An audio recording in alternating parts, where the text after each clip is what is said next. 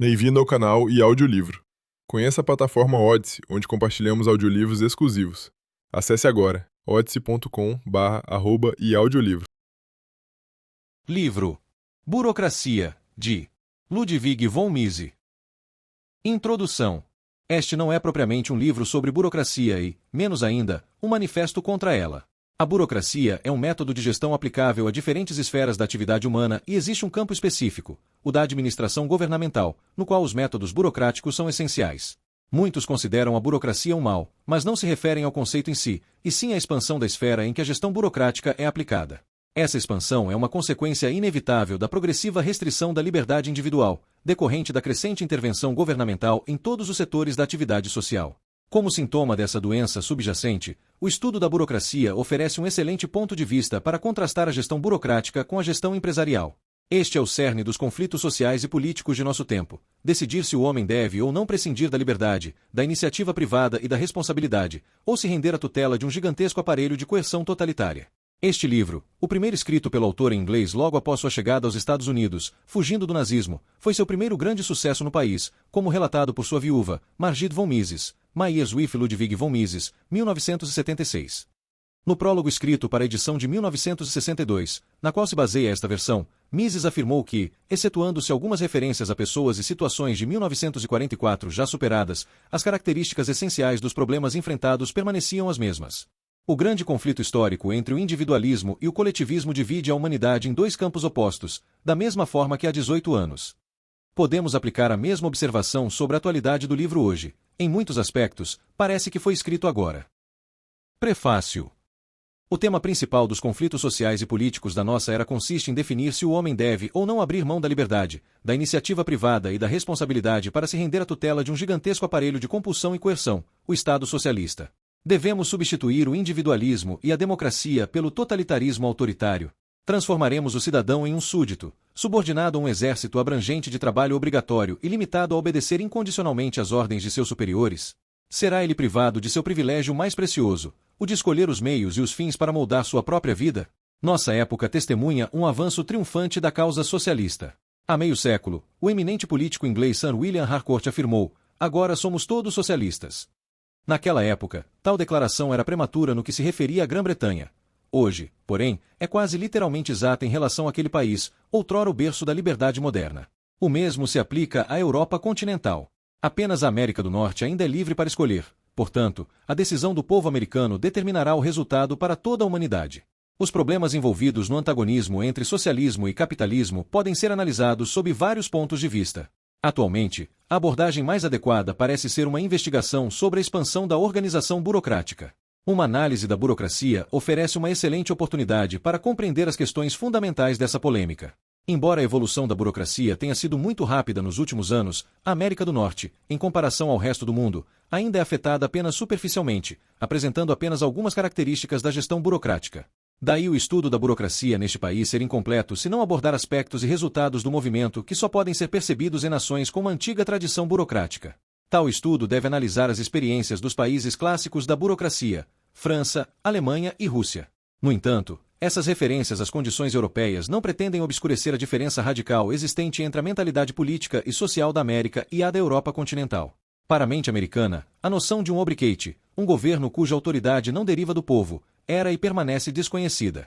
É extremamente difícil explicar o que o termo alemão obrigate e o Estado obrigate implica para um homem cuja educação política foi honrada pelos escritos de Milton e Paine, pela Declaração de Independência, pela Constituição e pelo discurso de Gettysburg. Duas citações podem ajudar a ilustrar este ponto. Em 15 de janeiro de 1838, o ministro do interior da Prússia, Gearrua von Rochow, respondeu ao pedido de residentes de uma cidade prussiana: "Não é apropriado que um súdito aplique a medida de seu miserável intelecto aos atos do chefe de Estado e julgue insolentemente sua idoneidade." Isso ocorreu nos dias em que o liberalismo alemão desafiava o absolutismo, e a opinião pública acusou veementemente tal exibição de pretensões burocráticas opressoras. Um século depois, o liberalismo alemão estava morto. A Socialpolitik do Kaiser, o sistema de interferência governamental nos negócios e o nacionalismo agressivo tomaram seu lugar. Ninguém se alarmou quando o reitor da Universidade Imperial de Estrasburgo caracterizou o sistema de governo alemão desta forma: "Nossos funcionários nunca tolerarão que alguém tire o poder de suas mãos, e certamente, não as maiorias parlamentares, com as quais sabemos lidar adequadamente." Nenhum governo é tão suportável ou aceito com tanto prazer quanto o de funcionários públicos cultos e bem-educados. O Estado alemão é um estado de supremacia do funcionalismo. Esses aforismos não poderiam ter sido enunciados por um americano, tal mentalidade não teria espaço aqui. Prefácio à edição de 1962. Existem dois sistemas de organização da sociedade, ou seja, de cooperação pacífica entre os homens, a organização burocrática e a organização baseada no lucro. É notório que esta segunda forma de organização social é muito impopular em nossa época. As pessoas desejam substituir a supremacia dos consumidores, que opera em uma economia de mercado, pelo planejamento total por uma autoridade central, ou seja, o socialismo. Contudo, ao mesmo tempo, essas mesmas pessoas criticam duramente as deficiências da burocracia. Elas não compreendem que, ao pedirem a supressão da organização baseada no lucro, nada fazem senão exigir mais burocracia, chegando à burocratização total dos mínimos detalhes do comportamento humano. Existem setores da atividade humana em que não há espaço para gestão baseada no lucro e onde a gestão burocrática deve ser obrigatoriamente aplicada. Um departamento de polícia, por exemplo, não pode funcionar de acordo com os métodos que orientam uma empresa em busca de lucro econômico.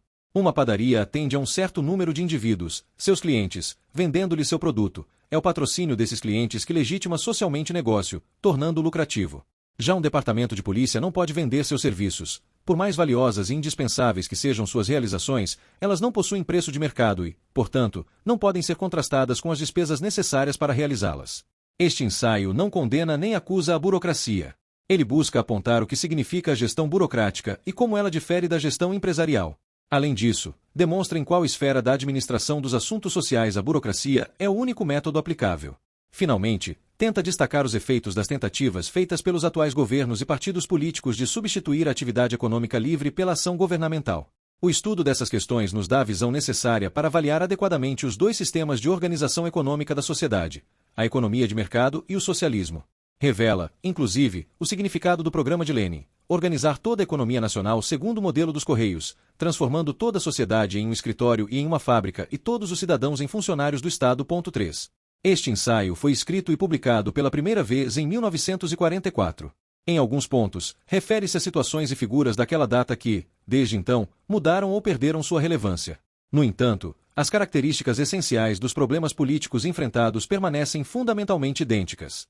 O grande conflito histórico entre o individualismo e o coletivismo divide a humanidade em dois campos hostis, tal como há 18 anos. Portanto, a análise do contraste entre a organização burocrática e a empresarial permanece totalmente atual. LVM Nova York, janeiro de 1962. 1. Introdução 1.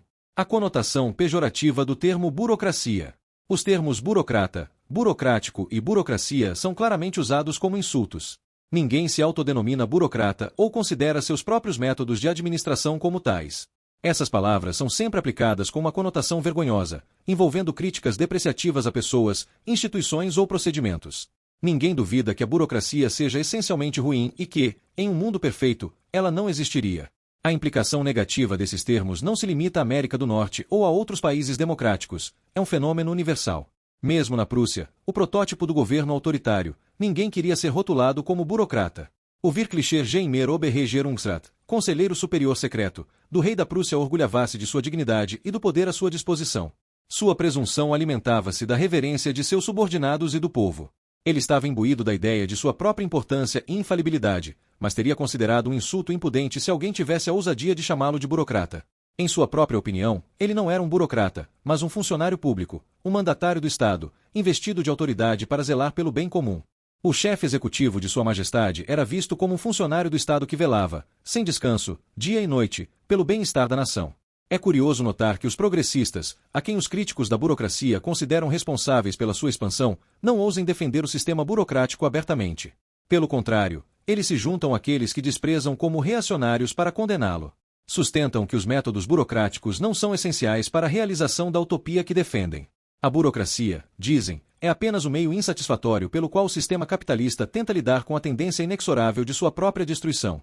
O inevitável triunfo final do socialismo aboliria não apenas o capitalismo, mas também o burocratismo. No mundo feliz do futuro, no paraíso do planejamento total, não haveria mais burocratas, o homem comum seria soberano e o povo cuidaria de todos os seus assuntos. Para eles, apenas o burguês de mente estreita seria prisioneiro do erro de pensar que a burocracia atual permite vislumbrar o que o socialismo reserva para a humanidade. Assim, todos parecem concordar que a burocracia constitui um mal. Contudo, ninguém jamais tentou determinar, com linguagem inequívoca, o que ela realmente significa. Normalmente, a palavra é usada em sentido indefinido e a maioria das pessoas se sentiria em dificuldade se fosse solicitada a fornecer uma definição precisa. Como podem condenar a burocracia e os burocratas se nem sequer sabem o que esses termos significam? 2. O julgamento do cidadão norte-americano sobre a burocracia. Se um americano fosse solicitado a especificar suas queixas em relação aos males da burocratização progressiva, ele possivelmente responderia o seguinte: o sistema tradicional de governo baseia-se na separação dos poderes legislativo, executivo e judiciário, e em uma divisão clara de jurisdição entre a União e os Estados. Legisladores, a maior parte dos membros do executivo e muitos juízes eram escolhidos por eleição. Desta forma, os eleitores detinham a soberania. Além disso, nenhum dos três braços do governo tinha o direito de interferir nos assuntos privados dos cidadãos. O cidadão que obedecia à lei era um homem livre. Mas agora, há anos, e especialmente desde o surgimento do New Deal, forças poderosas estão prestes a substituir este antigo sistema democrático pelo governo tirânico de uma burocracia irresponsável e arbitrária. O burocrata não ocupa o cargo por eleição, mas por nomeação de outro burocrata. Parte do poder legislativo foi arrogada. Comissões e agências governamentais emitem decretos e regulamentos, assumindo a direção de todos os aspectos da vida dos cidadãos. Eles não apenas regulamentam questões antes deixadas ao critério do indivíduo, mas também não recuam perante disposições que constituem, virtualmente, a revogação de leis devidamente promulgadas. Através dessa quase-legislação, os órgãos públicos usurpam o poder de decisão sobre o mérito de cada caso de forma arbitrária. A revisão judicial torna-se, de fato, ilusória. Dia após dia, os burocratas assumem mais poder. Em breve, governarão todo o país. Não há dúvida de que este sistema é essencialmente antidemocrático e contrário ao espírito da Constituição, sendo uma cópia dos métodos totalitários. É permeado por uma hostilidade fanática contra a livre empresa e a propriedade privada, paralisando a gestão de negócios e diminuindo a produtividade. É um sistema ineficiente e perdulário que, embora chame suas ações de planejamento, carece de fins definidos. Este julgamento feroz sobre a burocracia é, em conjunto, uma descrição adequada, ainda que emocional, das tendências atuais do governo na América do Norte. No entanto, erra ao responsabilizar os burocratas por uma evolução que deve ser colocada em outra perspectiva. A burocracia não é a causa, mas a consequência e o sintoma de mudanças muito mais profundas. O fato característico da política atual é a tendência de substituir a empresa privada pelo controle governamental. Partidos políticos poderosos e grupos de pressão exigem o controle público de todas as atividades econômicas, seja por meio do planejamento governamental ou da nacionalização de empresas. Reivindicam o controle total da educação e a socialização da medicina. Para esses partidários do governo onipotente, o controle estatal é a panaceia para todos os males. Eles argumentam que a tendência ao socialismo é inevitável e histórica, seguindo a tese de Marx de que o socialismo virá com a inexorabilidade de uma lei da natureza. Por causa dessas políticas ditas progressistas, proliferam novos cargos e seções administrativas. Os burocratas multiplicam-se, ansiosos por restringir a liberdade de ação do indivíduo. Embora muitos cidadãos, rotulados como reacionários pelos progressistas, se ressintam dessa usurpação, eles ainda são minoria, como comprovado pelas últimas eleições. É um fato que a política do New Deal recebeu apoio dos eleitores. Os Estados Unidos ainda são uma democracia e a Constituição permanece intacta. Portanto, não é correto dizer que o sistema burocrático venceu de forma inconstitucional. O New Deal foi endossado pelo Congresso, que fez as leis e destinou as verbas. O que ocorre é um fenômeno que os redatores da Constituição não previram: o abandono voluntário dos direitos do Congresso. Este cedeu a função de legislar a comissões governamentais e relaxou o controle sobre o orçamento. Embora o Supremo Tribunal tenha declarado certas práticas inconstitucionais, como no caso da National Recovery Administration, a delegação de poderes tornou-se prática quase normal.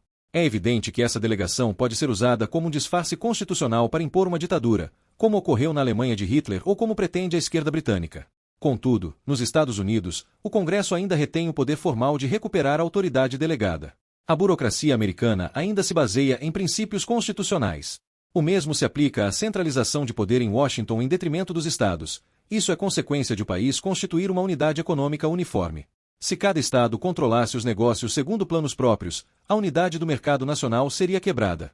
Uma vez que ninguém sugere seriamente a quebra da unidade econômica da nação, o controle das empresas teve de ser confiado à União.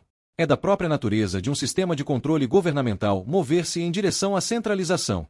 A centralização e a autonomia dos estados. A autonomia dos estados, na medida em que é garantida pela Constituição, só pode ser plenamente exercida em um sistema de livre iniciativa. Ao votar pelo controle governamental dos negócios, os eleitores votam implicitamente, ainda que de forma inconsciente, em uma maior centralização extrema. Aqueles que criticam a burocracia cometem o erro de atacar apenas o sintoma, e não a raiz do mal. Eles não distinguem se os inúmeros decretos que regulamentam a vida econômica derivam diretamente de uma lei votada pelo Congresso ou de uma comissão governamental a qual o Poder Legislativo delegou tais atribuições. O que as pessoas realmente questionam é o fato de o governo ter embarcado em uma política totalitária, e não os procedimentos técnicos aplicados para estabelecê-la. Haveria pouca diferença se o Congresso, em vez de delegar poderes quase legislativos, reservasse para si o direito de emitir cada um dos decretos necessários. A partir do momento em que o controle de preços é declarado tarefa do governo, torna-se necessário definir um número infinito de tetos de preços que devem ser modificados conforme as circunstâncias mudam. Atualmente, esse poder é conferido à OPA, Office of Price Administration. A predominância de seus burocratas não seria substancialmente reduzida se eles tivessem que recorrer ao Congresso para legislar sobre cada um desses preços máximos. O Congresso seria inundado por uma avalanche de projetos de lei que ultrapassariam sua capacidade de análise. Os parlamentares não teriam tempo nem informações para examinar seriamente as propostas elaboradas pelas diversas seções da OPA. Não lhes restaria alternativa senão confiar cegamente nos chefes de departamento e votar em projetos em bloco, sob o risco de paralisar a administração. Os procedimentos parlamentares são adequados para estruturar leis em uma comunidade baseada na propriedade privada, na livre iniciativa e na soberania do consumidor. No entanto, são essencialmente inadequados para gerenciar assuntos sob a onipotência governamental. Os criadores da Constituição jamais imaginaram um sistema sob o qual as autoridades tivessem que determinar o preço da pimenta, das laranjas, das lâminas de barbear ou dos guardanapos de papel. Se tivessem previsto tal contingência, compreenderiam prontamente que o controle governamental dos negócios é, em última análise, incompatível com qualquer forma de governo constitucional e democrático. Totalitarismo e o papel do funcionário público. Não é por acaso que os países socialistas são governados de forma totalitária. Totalitarismo e governo popular são incompatíveis. As coisas não seriam diferentes na Alemanha ou na Rússia se Hitler e Stalin tivessem que submeter todos os seus decretos à aprovação de seus parlamentos. Em um sistema de controle estatal, os parlamentos não passam de assembleias de figurantes. Nem se justifica a crítica de que os cargos burocráticos não são eletivos. A eleição de executivos só faz sentido para cargos de alto escalão, onde os eleitores conhecem o caráter e as convicções dos candidatos. Seria absurdo eleger milhares de funcionários menores. Nesse caso, o eleitor apenas endossaria a lista proposta por seu partido. Não há diferença prática entre o presidente eleito nomear seus assessores ou os eleitores votarem em uma lista de nomes escolhidos por esse mesmo candidato. É verdade que, para quem se opõe ao totalitarismo, os burocratas parecem decidir arbitrariamente sobre assuntos de suma importância para a vida das pessoas. É verdade que os funcionários deixaram de ser servos dos cidadãos para se tornarem seus senhores e tiranos. Mas isso não é um defeito intrínseco da burocracia, é o resultado do novo sistema de governo que restringe a liberdade individual e atribui cada vez mais tarefas ao Estado. O culpado não é o burocrata, mas o sistema político. Contudo, o povo soberano ainda é livre para se livrar desse sistema. A burocracia é movida por uma hostilidade contra a livre iniciativa, mas os defensores do sistema consideram esse o seu aspecto mais recomendável. Longe de se envergonharem de suas práticas intervencionistas, eles se orgulham delas. Veem um inimigo público em todo empresário que deseja contornar o controle estatal. Por fim, embora essa nova política não seja inconstitucional de um ponto de vista puramente formal, ela é contrária ao espírito da Constituição e demole os valores das antigas gerações de americanos. Para os progressistas, porém, o passado é apenas um registro de degradação e exploração. Para eles, o individualismo é apenas um termo para mascarar a ganância. Eles desprezam o sistema americano como uma democracia formal e elogiam o sistema soviético como a única democracia verdadeira. A questão central das lutas políticas atuais: a sociedade deve ser organizada com base na propriedade privada dos meios de produção, capitalismo, economia de mercado, ou com base no controle público, socialismo, comunismo, economia planejada. O capitalismo significa a livre iniciativa e a soberania do consumidor. O socialismo significa o governo de burocratas. Capitalismo versus socialismo. O socialismo significa o controle total do governo sobre todos os setores da vida individual e a supremacia ilimitada de um escritório central de administração da produção. Não há acordo possível entre esses dois sistemas. Ao contrário da falácia popular, não existe um meio-termo ou um terceiro sistema viável como modelo de ordem social permanente. Os cidadãos devem escolher entre o capitalismo e o socialismo, ou, como dizem muitos americanos, entre o modo de vida americano e o russo. Quem, neste antagonismo, optar pelo capitalismo, deve fazê-lo de forma franca e sem reservas. É inútil atacar apenas medidas isoladas destinadas a preparar o caminho para o socialismo. É inútil lutar contra os sintomas sem enfrentar a tendência ao totalitarismo como um todo. Da mesma forma, não basta limitar-se à mera crítica da burocracia. 3. O ponto de vista progressista sobre a burocracia. Os críticos progressistas da burocracia dirigem seus ataques, em primeiro lugar, contra a burocratização das grandes empresas privadas. O raciocínio deles é o seguinte: no passado, as empresas eram relativamente pequenas. O empresário ocupava uma posição que lhe permitia monitorar todas as partes da sua firma e tomar pessoalmente todas as decisões importantes. Como dono da maior parte do capital investido, ele estava intensamente interessado no sucesso do negócio. Por isso, empenhava suas habilidades para tornar sua equipe o mais eficiente possível e evitar o desperdício. Contudo, com a tendência inexorável de concentração econômica, as condições mudaram radicalmente. Hoje, a cena é dominada por grandes corporações. A propriedade tornou-se ausente, os proprietários legais, os acionistas, não têm voz ativa na direção. Essa tarefa é atribuída a administradores profissionais, gerentes. As empresas tornaram-se tão vastas que as funções e atividades precisam ser distribuídas entre departamentos e subdivisões administrativas. Assim, a gestão de negócios torna-se necessariamente burocrática. Para esses críticos, os defensores da livre empresa hoje são românticos comparáveis aos admiradores das artes e ofícios medievais. Eles errariam ao atribuir a empresas gigantescas as qualidades que outrora caracterizavam os pequenos negócios. O problema não seria resolvido dividindo grandes agregados em unidades menores. Pelo contrário, a tendência seria de maior concentração. Os grandes monopólios congelariam em uma burocracia rígida, e seus diretores, sem prestar contas a ninguém, tornar-se-iam uma aristocracia hereditária. Os governos passariam a ser meros joguetes de uma gangue onipotente de homens de negócios. Dessa forma, concluem que é fundamental coibir o poder dessa oligarquia por meio da ação governamental. Restaria apenas escolher entre o governo de uma burocracia irresponsável de diretores ou o governo da nação. A raiz da rigidez burocrática. O caráter apologético de tal raciocínio é óbvio. Para responder às críticas sobre a expansão da burocracia governamental, os progressistas e os adeptos do New Deal replicam que a burocracia não se limita ao governo, mas é um fenômeno universal igualmente presente na empresa privada.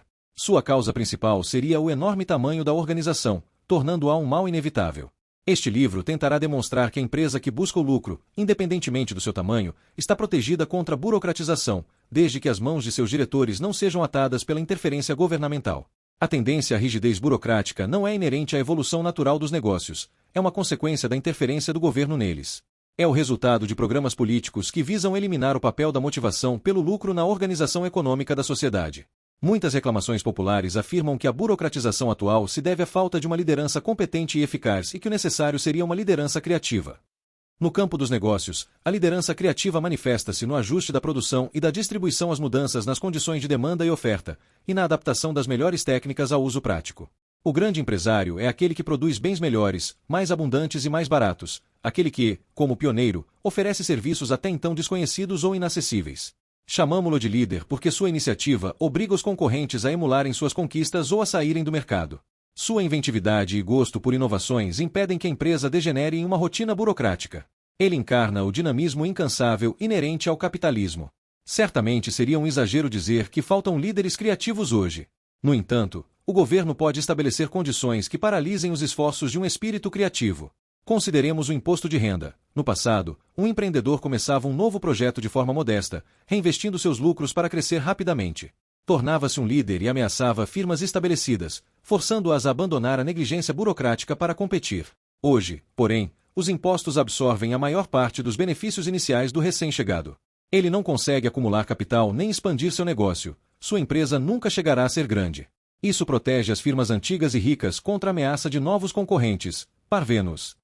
Os antigos negócios desfrutam de um privilégio virtual, desde que se contentem em manter suas linhas tradicionais. Assim, as leis fiscais modernas acabam por impedir o progresso e fomentar a rigidez burocrática. Os progressistas usam o nome de forma equivocada. Seus programas políticos amarram as mãos dos inovadores tanto quanto o sistema de guildas fazia na Idade Média. 4. Burocratismo e totalitarismo.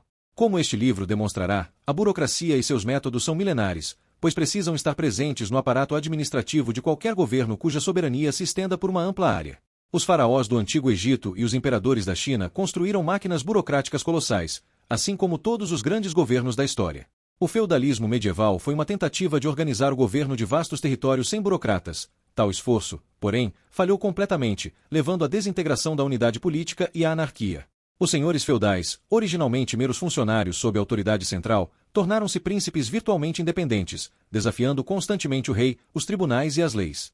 A partir do século XV, a principal tarefa dos monarcas europeus consistiu em conter a arrogância de seus vassalos. O Estado moderno foi construído sobre as ruínas do feudalismo, substituindo a supremacia de uma multidão de condes e príncipes insignificantes pela gestão burocrática dos assuntos públicos. À frente dessa evolução estavam os reis da França. Alexis de Tocqueville demonstrou como os Bourbons perseguiram implacavelmente a abolição da autonomia de vassalos poderosos e grupos aristocráticos. A Revolução Francesa limitou-se a concluir o que os reis absolutos haviam começado, eliminou a arbitrariedade dos monarcas, estabeleceu a supremacia da lei na administração e restringiu o julgamento discricionário dos funcionários. Não liquidou a burocracia, mas deu-lhe uma base jurídica e constitucional. O sistema francês do século XIX serviu de modelo para outras nações liberais, com exceção da tradição anglo-saxônica, que buscava estabelecer a supremacia da lei, rule of law, de forma distinta. É pouco conhecido que o sistema prussiano de administração, tão admirado pelos defensores do governo onipotente, foi, inicialmente, uma imitação das instituições francesas. Frederico II, o Grande, importou da França não apenas os métodos, mas também a equipe para implementá-los, entregando a administração alfandegária a burocratas franceses. Historicamente, ingleses e americanos estavam convencidos de que seu sistema de common law oferecia uma proteção mais eficaz contra a arbitrariedade administrativa. No entanto, a experiência de décadas recentes mostra que nenhuma precaução legal é suficiente para resistir a uma tendência apoiada por uma ideologia poderosa. As ideias socialistas e de intervenção governamental minaram as defesas erguidas por gerações contra a avalanche do governo arbitrário. Muitos intelectuais e eleitores agora desacreditam o sistema tradicional americano como plutocrático e anseiam por métodos que não oferecem proteção ao indivíduo contra o poder das autoridades. A natureza do totalitarismo. O totalitarismo consiste em muito mais do que mera burocracia. Trata-se da subordinação de toda a vida do indivíduo, seu trabalho e lazer, às ordens dos governantes. Consiste na redução do homem a uma engrenagem na máquina de coação estatal. O socialismo moderno é totalitário no sentido estrito do termo, mantém o indivíduo sob rédeas do útero ao túmulo. O Estado é seu guardião, patrão e mestre, determinando seu trabalho, sua dieta e seus prazeres. O Estado lhe diz o que pensar e no que acreditar. A burocracia é um instrumento de execução desses planos. É injusto julgar o burocrata individualmente pelos vícios do sistema. Eles são tão vítimas dessa nova forma de vida quanto qualquer outro cidadão. O erro reside no sistema, não nas pessoas. Como a sociedade não pode funcionar sem um governo, e o governo não opera sem escritórios, uma certa dose de burocracia é sempre indispensável.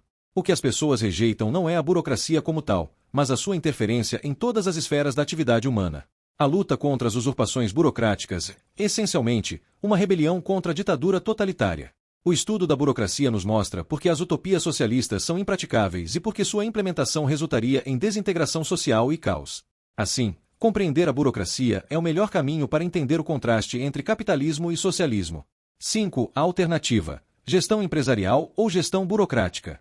Para descobrir o que realmente significa burocracia, devemos começar analisando como a motivação pelo lucro opera na estrutura de uma sociedade capitalista. Os aspectos essenciais do capitalismo são frequentemente deturpados por propagandas demagógicas. Na realidade, o capitalismo teve um sucesso sem precedentes ao elevar o bem-estar material das massas. Nos países capitalistas, a população atual é muito maior do que no início da Revolução Industrial, e o cidadão comum desfruta de um padrão de vida superior ao dos ricos de outrora. A opinião pública e o capitalismo.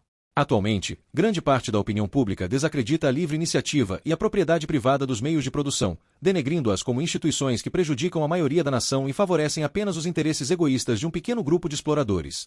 Políticos, cuja principal conquista foi restringir a produção agrícola e dificultar o progresso técnico-industrial, rotulam o capitalismo como uma economia de escassez, enquanto prometem a abundância que o socialismo traria. Dirigentes sindicais, cujos membros possuem veículos próprios, exaltam as condições dos proletários soviéticos, muitas vezes esfarrapados e descalços, e elogiam a liberdade desfrutada na Rússia, onde os sindicatos foram abolidos e as greves são tratadas como crime. Nossa intenção não é investigar essas fábulas em detalhes, nem elogiar ou condenar sistemas. Queremos compreender a essência desses dois modelos, como funcionam e como atendem às necessidades das pessoas. Apesar da imprecisão do termo burocracia, parece haver unanimidade sobre a distinção entre dois métodos opostos de gestão, o caminho do cidadão privado e o caminho dos escritórios governamentais e municipais. É inegável que os princípios de um departamento administrativo são radicalmente diferentes daqueles aplicáveis a uma empresa que busca o lucro. Portanto, começaremos examinando e comparando os métodos de funcionamento dessas duas instituições. A burocracia, seus méritos, deméritos e modus operandi, só pode ser compreendida quando contrastada com a motivação do lucro na sociedade de mercado. 2. O lucro empresarial. 1. Como funciona o mecanismo de mercado? O capitalismo, ou economia de mercado, é um sistema de cooperação e divisão social do trabalho baseado na propriedade privada dos meios de produção. Os fatores materiais de produção pertencem a cidadãos individuais, capitalistas e proprietários de terras. As explorações industriais e agrícolas são geridas por empresários privados, indivíduos ou associações que detêm o capital ou arrendam de seus proprietários. A livre iniciativa é a marca registrada do capitalismo.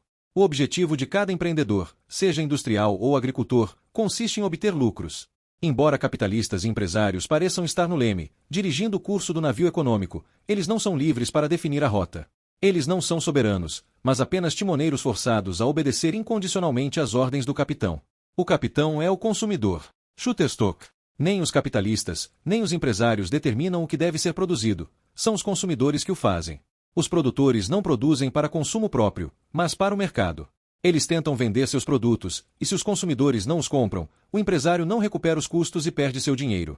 Se ele falha em ajustar sua conduta aos desejos do público, é prontamente removido de sua posição de comando e substituído por outros que atendam melhor à demanda.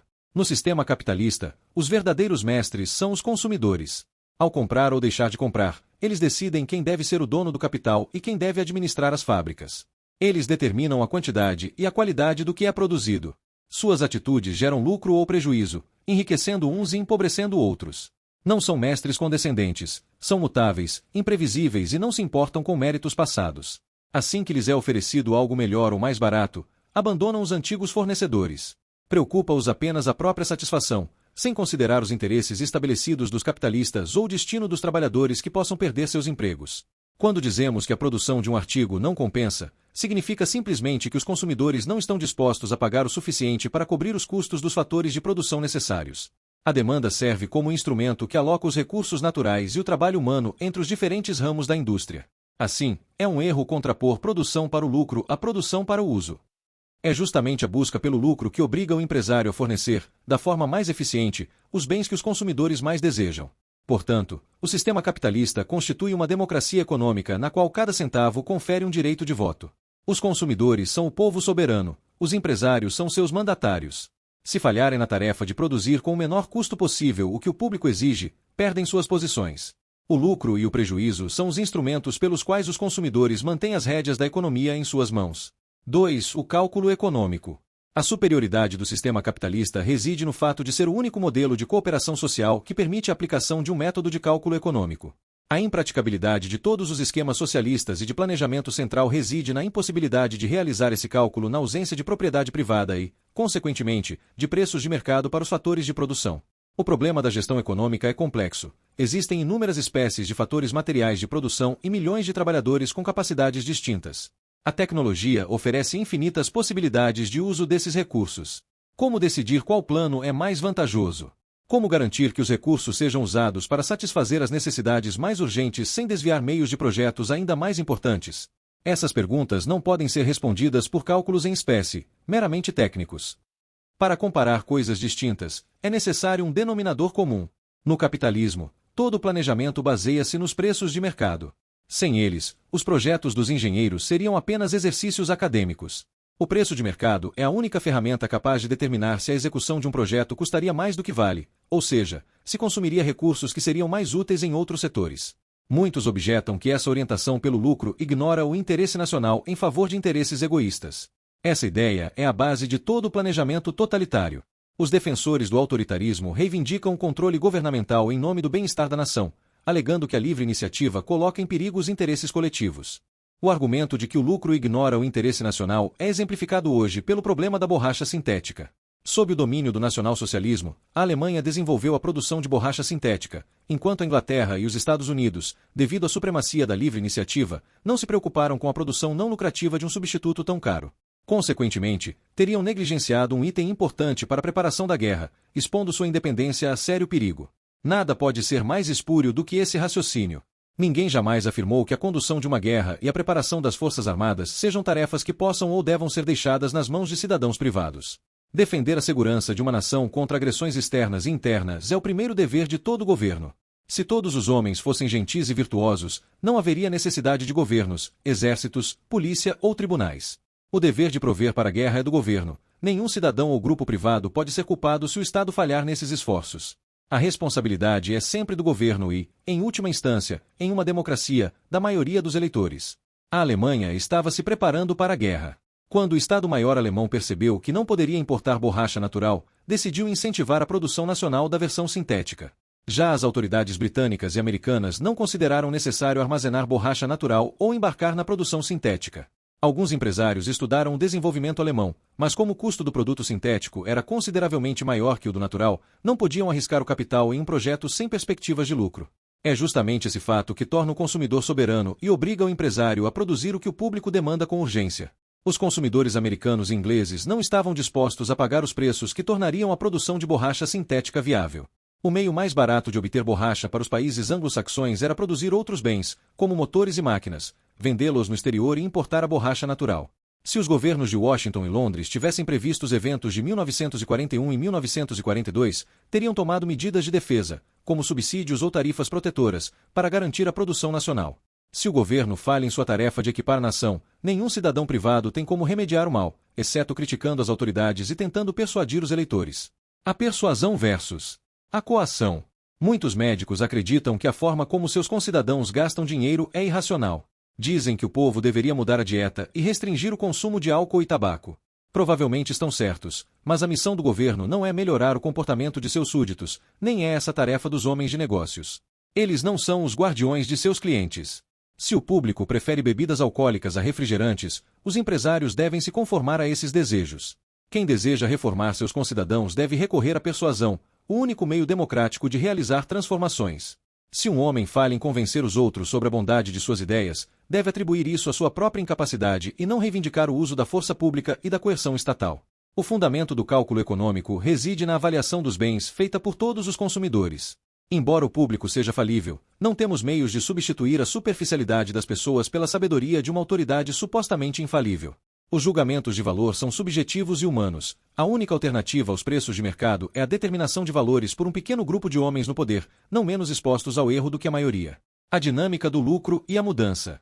Na sociedade de mercado, os preços dos bens de consumo refletem-se fielmente nos preços dos fatores de produção. Isso permite descobrir, através do cálculo econômico, quais processos são mais vantajosos, ou seja, quais priorizam as necessidades mais urgentes dos consumidores. Em qualquer variante do socialismo, a autoridade central encontra-se em completa incapacidade de estabelecer tal cálculo.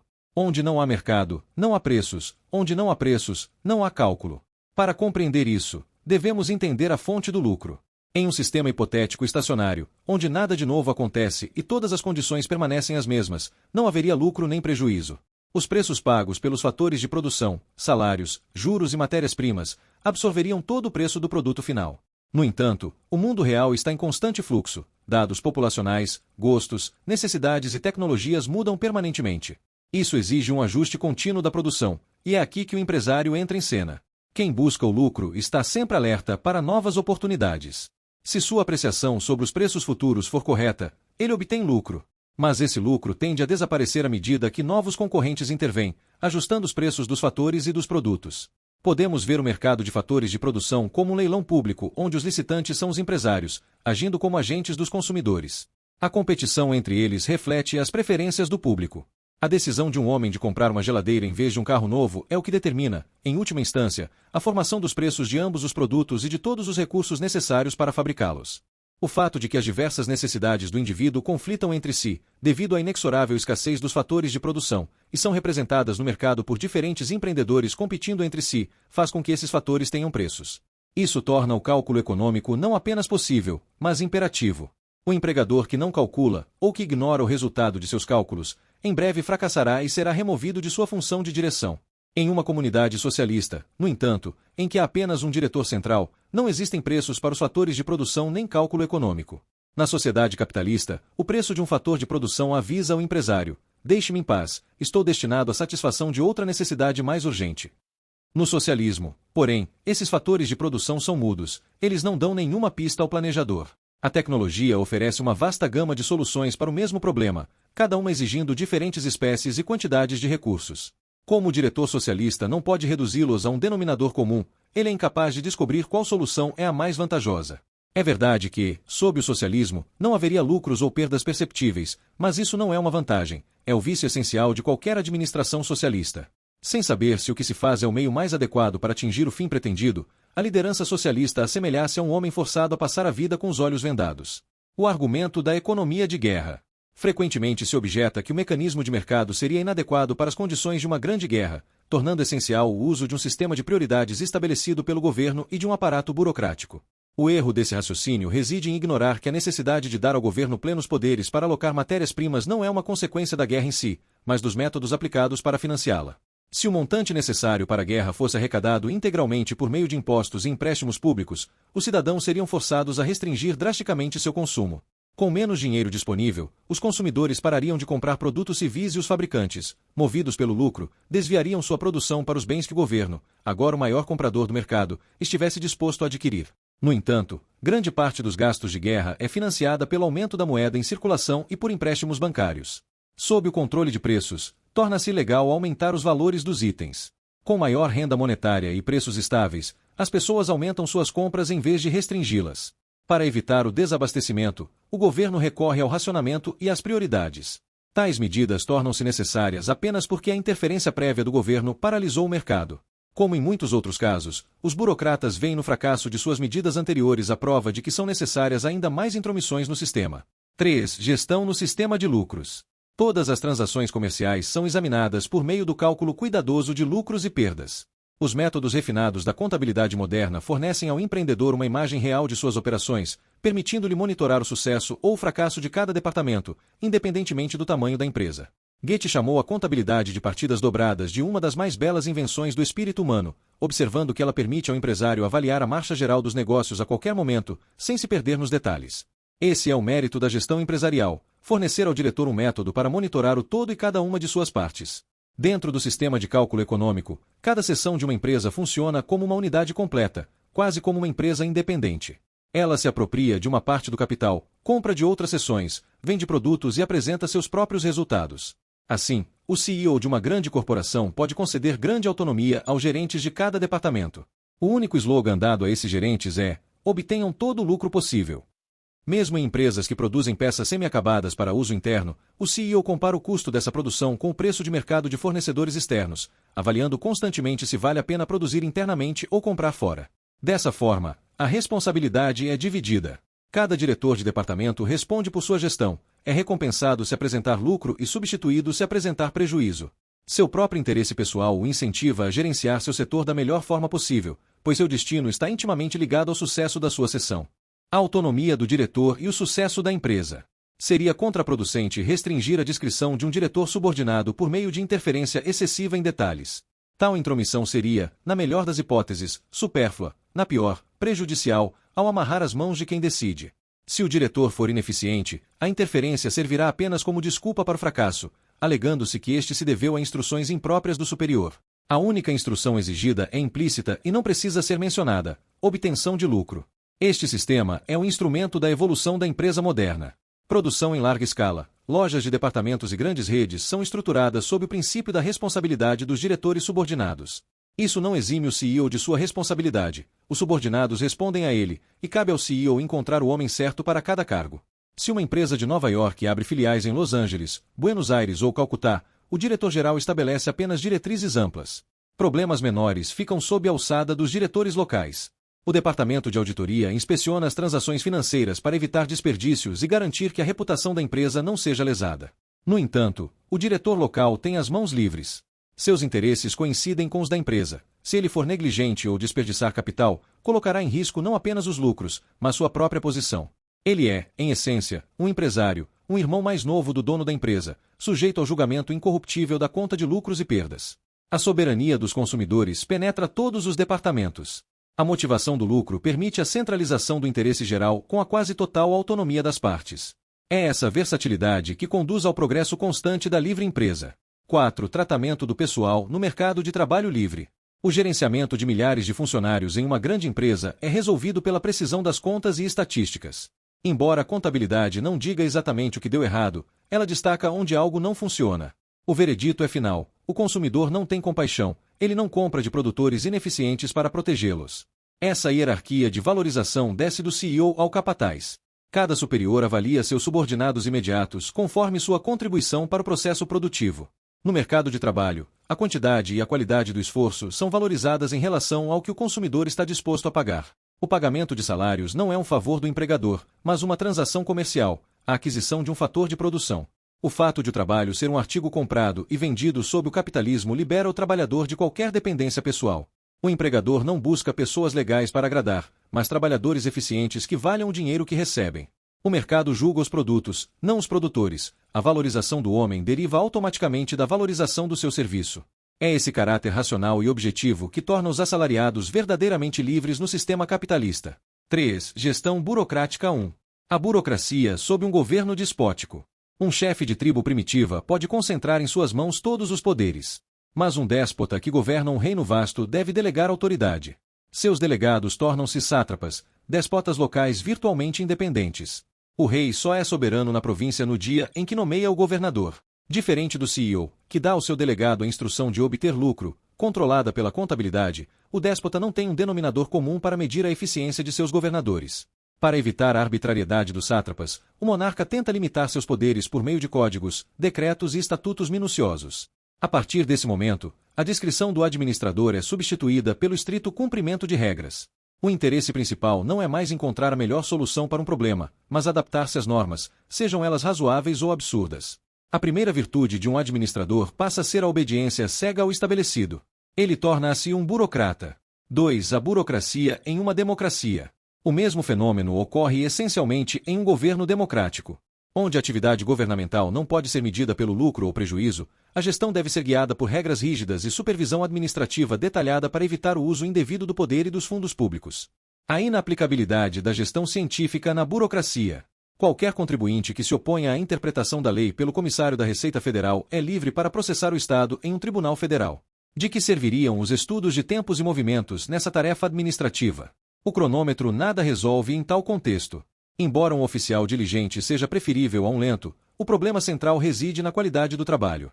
O trabalho intelectual não pode ser medido por dispositivos mecânicos, apenas superiores experientes podem avaliar o desempenho de seus auxiliares. Mesmo em funções mais simples, como o escritório responsável pela compra de suprimentos, o trabalho não é mecânico. O melhor funcionário não é o que processa mais pedidos por hora, mas o que adquire o material mais apropriado pelo preço mais baixo. Portanto, a gestão científica é ineficaz na administração pública porque não pode coordenar a velocidade com a qualidade. Não se mede um médico pelo tempo que leva para examinar um paciente, nem um juiz pelo tempo gasto para resolver um caso. Considere uma licença de exportação. Ao concedê-la, o governo não contribui para a produção ou venda do item. O objetivo da licença é restritivo. Do ponto de vista governamental, as licenças recusadas podem ser tão ou mais importantes que as concedidas. Logo, é impróprio conceber o processo de concessão de licenças como se fosse uma linha de montagem. Na fábrica, uma peça danificada aumenta os custos de produção de forma calculável. No escritório burocrático, um pedido perdido pode causar danos irreparáveis ao cidadão, pelos quais o Estado tem responsabilidade moral e política, mesmo que a lei o proteja de processos de indenização. Lenin errou ao propor as seções administrativas como modelo para a indústria, e erram hoje aqueles que desejam gerir o serviço público como se fosse uma fábrica. O governo não é uma empresa visando lucro. Seus resultados não aparecem em balanços e não podem ser avaliados em termos monetários. 5. A situação do pessoal no sistema burocrático. O burocrata atua em um campo onde é impossível avaliar monetariamente o resultado do esforço humano. O serviço prestado, por mais valioso que seja, não tem preço de mercado. Sua valorização depende inteiramente do arbítrio do governo. No mercado, o julgamento dos consumidores é impessoal e reflete-se no preço. Nas empresas privadas, a relação empregador-empregado é factual, o que importa é o desempenho. Na administração pública, o elo entre superior e subordinado é pessoal. O subordinado depende do julgamento do superior sobre sua personalidade e conduta, não apenas sobre um resultado produtivo mensurável. A experiência europeia versus americana. Até recentemente, os Estados Unidos não conheciam o burocrata como um tipo humano específico, pois havia um intercâmbio constante entre cargos públicos e privados. Na Europa continental, os burocratas formaram uma casta integrada por toda a vida, Staatsbeamter ou Funktionäre. Seu horizonte intelectual era a hierarquia e os regulamentos. Sua liberdade política era restrita, e sua vida privada devia adequar-se à dignidade da profissão. A tentativa de proteger o funcionário contra a arbitrariedade dos superiores através de regulamentos rígidos, estabilidade, exames, antiguidade, resultou, muitas vezes, em relaxamento da disciplina e conservadorismo rígido. Nas burocracias estabelecidas, dizia-se, os gabinetes ministeriais passam, mas a administração fica. O fracasso da burocracia europeia não se deveu à incapacidade do pessoal. Muitos eram homens brilhantes e dedicados, mas à fraqueza inevitável de qualquer administração de assuntos públicos. A falta de um módulo de sucesso, lucro, destrói a iniciativa e faz o burocrata focar na formalidade da instrução em vez de no sucesso real. 4. Gestão burocrática de empresas públicas. 1. Impossibilidade de controle estatal generalizado. O socialismo, o controle total do Estado sobre a economia, é inviável porque carece da ferramenta intelectual indispensável, o cálculo econômico. Sem preços de mercado para os fatores de produção, o órgão central de planejamento entra em caos, sem saber se um projeto é conveniente ou se representa um desperdício de recursos. O socialismo científico de Marx proibiu o estudo desses problemas, rotulando-os como utopismo. Por décadas, os socialistas evitaram perguntar como o sistema funcionaria na prática. Há cerca de 25 anos, economistas demonstraram de forma irrefutável a impossibilidade do cálculo no socialismo. Embora autores socialistas tenham tentado propor métodos substitutos, todos se revelaram errados. Os governos socialistas atuais, como os da Rússia e, à época, da Alemanha, só conseguem operar porque vivem em um mundo que, em sua maior parte, ainda possui uma economia de mercado, permitindo-lhes utilizar os preços externos como referência para seus próprios cálculos internos. 2. A empresa pública em uma economia de mercado.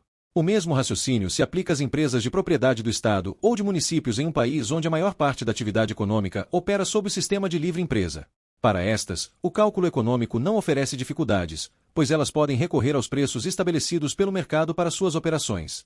Não adianta perguntar se, na prática, tais empresas públicas poderiam ser administradas da mesma forma que as empresas privadas. É um fato que, em geral, seus responsáveis tendem a se desviar do sistema baseado na motivação do lucro. Eles não pretendem dirigir as empresas para obter o maior lucro possível, consideram outros propósitos mais importantes. Estão dispostos a abrir mão do lucro, ou de parte dele, e até mesmo a sofrer prejuízos, desde que outros fins sejam alcançados. Qualquer que seja o objetivo, o resultado dessa política é que uns subsidiam as despesas de outros. Se a gestão de uma empresa estatal é deficitária, a perda afeta o orçamento da nação e recai sobre os contribuintes. Se, por exemplo, um serviço de transporte público municipal cobra um preço insuficiente para cobrir os custos, são os contribuintes que, na prática, subsidiam os passageiros. A ausência do critério de utilidade. Assim que uma empresa deixa de ser guiada pela motivação do lucro, ela deve adotar outros princípios de gestão. As autoridades não podem simplesmente dizer ao diretor, não se preocupe com o lucro. Elas precisam dar ordens claras e precisas. Os defensores da estatização tendem a dizer que a função da empresa pública é fornecer serviços úteis à comunidade. Mas quem decide se um serviço é útil? E, mais importante, como avaliar se o custo não é excessivo, ou seja, se os fatores de produção absorvidos não estão sendo retirados de outros setores onde poderiam produzir serviços mais valorizados? Nas empresas privadas, esse problema é resolvido pelo público. A prova da utilidade é a disposição dos cidadãos em pagar o preço pedido. Tendo o lucro como guia, a livre empresa ajusta sua atividade aos desejos dos consumidores. A estrutura de preços de mercado indica onde investir. Vectomen. Mas se uma empresa pública é gerida independentemente do lucro, o comportamento do público deixa de ser um critério. Se o Estado está disposto a manter a operação mesmo com prejuízo, como julgar a utilidade real do serviço? Como saber se o déficit é proporcional ao benefício ou se poderia ser reduzido sem prejudicar o serviço? O diretor como burocrata. Uma empresa privada morre se tiver apenas perdas, o prejuízo é o veredito de desaprovação dos consumidores. Já na empresa pública, o déficit não é prova de fracasso. O diretor não é responsável por ele, pois o próprio Estado pode ter definido preços que levam inevitavelmente ao prejuízo. No entanto, qualquer serviço sempre pode ser melhorado se houver mais verbas. Um diretor de hospital ou de metrô, por mais honesto que seja, sempre saberá como melhorar seu departamento se receber mais recursos. Mas, como ele não precisa se preocupar com o sucesso financeiro, poderia se tornar um esbanjador irresponsável das finanças públicas. Ele não tem como avaliar se a expansão do seu hospital impedirá a melhoria do metrô. Por isso, o Estado precisa limitar a discrição do diretor por meio de estatutos e regulamentos detalhados. O critério de uma boa gestão passa a ser a adesão estrita às regras burocráticas, e não a aprovação do usuário refletida em lucro. A responsabilidade do diretor está segura desde que ele obedeça ao Código Administrativo. Sua tarefa não é o desempenho econômico em si, mas a obediência. O sistema burocrático é, necessariamente, o oposto do sistema de lucro. Para evitar que os dirigentes de empresas públicas dissipem irresponsavelmente os fundos públicos e desequilibrem o orçamento nacional, seu poder deve ser rigorosamente contido por um conjunto de regras burocráticas. 5. Gestão burocrática de empresas privadas. 1. Como a intervenção estatal e o enfraquecimento do lucro produzem a burocratização. Nenhuma empresa privada cairá em métodos de gestão burocrática se for administrada com o único propósito de obter lucro. Já vimos como a motivação do lucro permite organizar uma empresa industrial, não importa o quão grande seja, de modo que essa motivação penetre desde a base até o topo. Contudo, em nossa época, a busca pelo lucro está sob ataque. A opinião pública a condena como imoral e prejudicial. Governos tentam substituí-la pela ideia de serviço público, que, na prática, acaba sendo confundida com a gestão burocrática. Não precisamos examinar em detalhes o que os nazistas alcançaram nesse aspecto. Eles conseguiram eliminar completamente a busca do lucro na gestão empresarial. A livre iniciativa e os empresários desapareceram da Alemanha nazista. Aqueles que haviam sido empresários foram reduzidos ao status de Betriebsführers, líderes de estabelecimento. Eles careciam de liberdade de ação, pois tinham que cumprir ordens do Ministério da Economia do Reich, Reichswirtschaftsminister, para cada ramo e região. O Estado não se contentou em fixar preços, taxas de juros e salários. Ele atribuiu aos diretores uma receita definida, transformando-os em servidores assalariados. Esse sistema era o socialismo de tipo alemão, Zwangswirtschaft, uma organização totalmente autoritária. No resto do mundo, a tendência dominante é permitir que o Estado intervenha na iniciativa privada, forçando a empresa a adotar uma organização burocrática. 2. Intervenção do Estado no nível dos lucros. O Estado utiliza vários métodos para restringir os lucros que uma empresa pode obter. Limitação de lucros. O excedente acima de um teto é transferido para a comunidade, distribuído como bônus aos funcionários ou eliminado via redução forçada de preços. Fixação de preços. As autoridades fixam os preços dos bens e serviços para evitar o que chamam de lucros excessivos. Contratos de custo acrescido. Cost plus. A empresa só pode cobrar o equivalente aos custos reais mais uma porcentagem ou remuneração fixa definida pelo Estado. Tributação confiscatória. Impostos absorvem a totalidade ou a maior parte do lucro acima de um valor determinado. A característica comum é que a empresa deixa de ter interesse em aumentar seus ganhos. Perde-se o incentivo para cortar custos e buscar o melhor desempenho. A opinião pública, iludida por fábulas socialistas, condena o empresário pelo mau desempenho, alegando que ele deveria agir com a abnegação de um burocrata pelo bem geral. Nada é mais absurdo do que apresentar o burocrata como modelo para o empresário. O burocrata não tem liberdade para inovar. Sua virtude é a obediência aos regulamentos de uma autoridade superior. O exemplo militar. O exército é a organização burocrática perfeita. Embora comandado por oficiais dedicados, caracteriza-se por uma hostilidade obstinada a melhorias. Disse que as equipes sempre se preparam para a guerra passada. Isso ocorre porque o progresso colide com tradições e códigos estabelecidos. Sob o capitalismo, o inovador só precisa convencer alguns investidores. Sob a burocracia, ele precisa convencer os dirigentes, geralmente homens mais velhos e avessos a novas ideias que consideram pioneiros como rebeldes. Dizer ao diretor de uma empresa com lucro limitado para comportar-se como um burocrata é ordenar-lhe que evite toda reforma. Ninguém pode ser, ao mesmo tempo, um bom burocrata e um inovador. O progresso está necessariamente fora do domínio da atividade burocrática. A virtude do sistema de lucro é que ele oferece uma recompensa alta o suficiente para compensar grandes riscos. Sem o incentivo do enriquecimento, o empresário não se lançará em inovações arriscadas.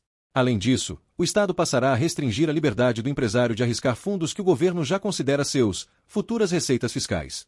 Em contratos de custo acrescido, se o empresário gasta para tentar reduzir custos e falha, o Estado não reembolsa a despesa. Se ele triunfa, o Estado reduz o lucro. O resultado é a paralisia. A única maneira de evitar punições é deixar tudo como está. 3. Intervenção do Estado na escolha do pessoal. Qualquer interferência estatal na atividade privada gera burocracia. Na Europa continental, as empresas sempre dependeram da discrição administrativa. Para evitar danos, as empresas precisavam estar em bons termos com os governantes, muitas vezes cedendo aos desejos das autoridades na escolha de seus funcionários. A burocratização da gestão nas empresas privadas. Mesmo na Grã-Bretanha, um conselho de administração que não incluísse vários lordes não era considerado respeitável. Na Europa continental, especialmente no leste e no sul, os conselhos estavam repletos de ex-ministros, generais, políticos e parentes ou amigos de dignitários. Não se exigia desses diretores competência comercial, sua presença era geralmente inofensiva, limitando-se a coletar taxas de participação e dividendos. Contudo, com a crescente intervenção do Estado, tornou-se necessário nomear gerentes cuja principal tarefa era remover as dificuldades impostas pelos poderes públicos.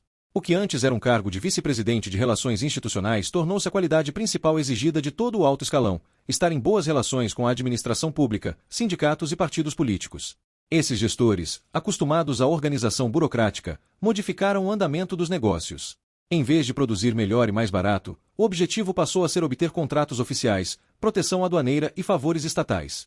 Privilégios eram comprados com doações a partidos e nomeações de pessoas simpáticas ao governo. Na Alemanha, ex-membros de clubes estudantis influentes tinham mais chances de promoção do que especialistas competentes. Na América, embora o secretário X tenha afirmado que toda grande empresa é uma burocracia, se isso for verdade, não é o resultado da evolução natural da empresa privada, mas sim da crescente intervenção do Estado nos negócios. 4. Total subordinação da empresa privada à administração.